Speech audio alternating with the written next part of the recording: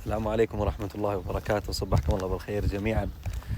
أسأل الله سبحانه وتعالى أن يتقبل منا ما مضى من هذا الشهر الكريم وأن يعيننا على ما بقي. يا أخواني، باقي 3 ليالي تقريبا. هالثلاث ليالي هذه بالدنيا وما فيها، يعني ما تدري، يمكن ليلة القدر أمامك، ليلة أفضل من 83 سنة، أفضل من عبادة 83 سنة، ليلة واحدة. ما تدري لو أنها ليلة 27 أو ليلة 28 أو ليلة 29.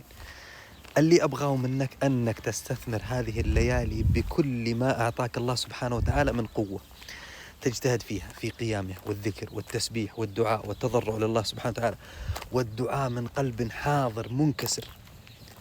صدقني يتغير مستقبلك كله بهذه الثلاث ليالي. يعني إذا ما أحسنت البدايات أحسن النهايات.